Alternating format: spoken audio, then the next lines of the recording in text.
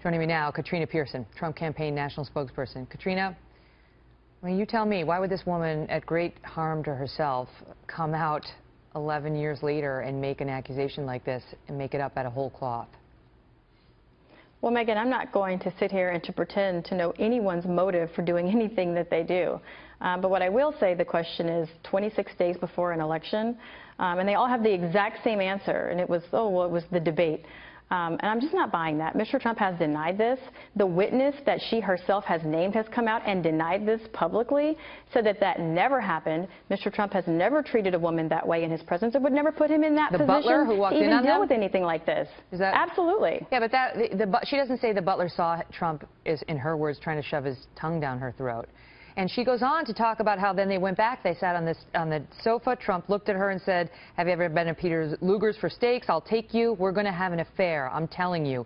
He referenced the infamous cover of the New York Post during his affair with Marla Maples and said, "You remember? Best sex I ever had." It's very detailed. I mean, I'm not saying it's true. I don't know whether it's true or it's not true, but it's certainly very detailed, is it not? Well, I mean, just like within the last hour, Megan, one of the other women has already changed her story.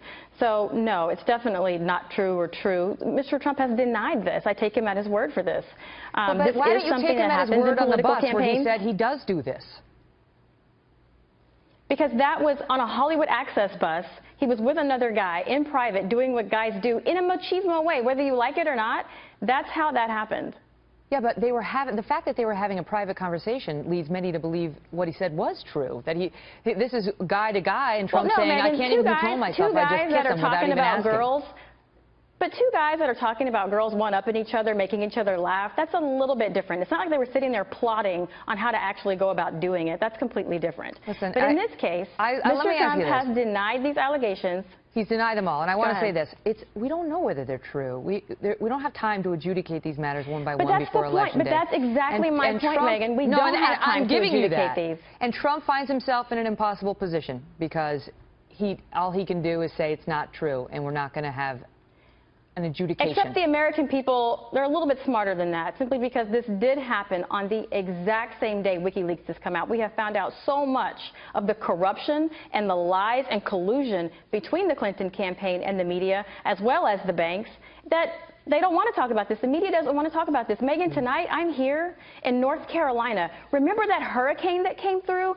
23 people died. The Trump Women's Tour has left the campaign this week because people are hungry here. Food banks are trying to feed 600 families this week, and the rivers still haven't receded.